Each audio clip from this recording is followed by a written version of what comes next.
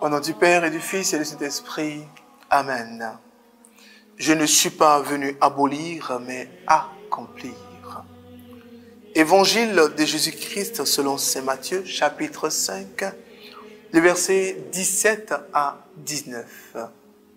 En ce temps-là, Jésus disait à ses disciples, « Ne pensez pas que je sois venu abolir la loi ou les prophètes. Je ne suis pas venu abolir, mais accomplir. Amen, je vous le dis, avant que le ciel et la terre disparaissent, pas un seul iota, pas un seul trait ne disparaîtra de la loi, jusqu'à ce que tout se réalise. Donc, celui qui rejettera un seul de ces petits commandements et qui enseignera aux hommes à faire ainsi, sera déclaré le plus petit dans le royaume des cieux. Mais celui qui les observera et les enseignera, celui-là sera déclaré plus grand dans le royaume des cieux. » Parole du Seigneur notre Dieu. Bien-aimés frères, bien-aimées sœurs, nous regardons avec joie et nous constatons avec joie comment et combien Jésus nous encourage à le suivre. Jésus nous encourage à ne pas être des chrétiens dans le sens de notre présence, d'une action fade, mais nous prépare à être des véritables témoins.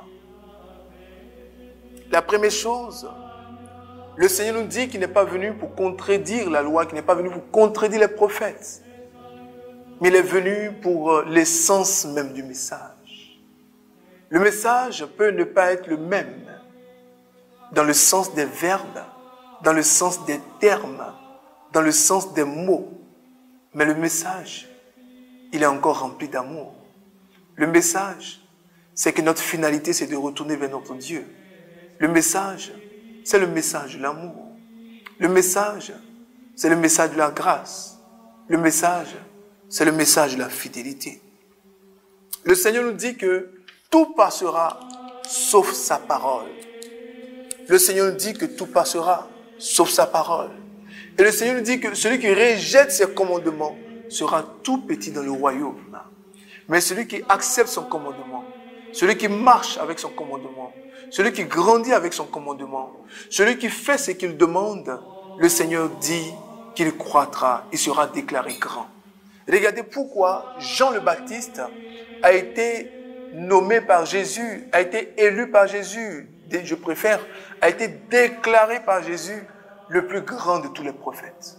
Pourtant, il a eu pratiquement 3 mois, plein de ministères. Mais en 3 mois, on ne peut pas dire que quelqu'un est le plus grand des prophètes. Parce qu'il n'a rien retranché, parce qu'il n'a rien enlevé, et parce qu'il a fait ce que le Seigneur attend de lui. Il a prêché à temps et à contre-temps. On ne dit pas que les autres prophètes n'ont pas fait ainsi. Mais Jean le Baptiste l'a fait d'une façon déterminée, avec un courage qu'on ne peut décrire. Et Jean-Baptiste, sa mission a été agréée par le Seigneur. Nous sommes tous des Jean-Baptiste. Nous sommes tous baptisés. Le Seigneur doit aussi nous dire, au soir de notre vie, toi qui m'entends, toi qui m'écoutes, tu es le plus grand des prophètes. Bien mes frères, bien mes sœurs, le Seigneur nous attend. Rachetons le temps. Gagnons en temps. Le Seigneur nous appelle à comprendre combien de fois son appel est important. Sa mission est importante. Focalisons-nous sur sa mission. Croissons dans sa mission. Avançons dans sa mission. Soyons déterminés pour sa mission. Faisons tout comme si la parole de Dieu, en dehors de la parole, il n'y avait rien d'autre à faire. Je dis cela autrement. Même dans notre travail, que la parole de Dieu soit au centre de notre travail. Dans notre mission, dans notre commission, dans notre détachement, dans notre département, dans notre société, Dans tout ce que nous faisons, que la parole de Dieu soit au cœur de tout ce que nous faisons.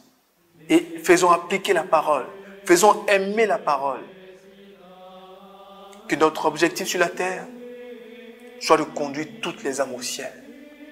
Ainsi, nous n'aurons rien enlevé de la parole de Dieu. Et tel que la parole de Dieu est, Dieu se glorifiera et nous montrera toujours sa grâce et sa miséricorde. Que Dieu nous garde et que Dieu nous bénisse. Au nom du Père et du Fils et du Saint-Esprit. Amen, amen, amen.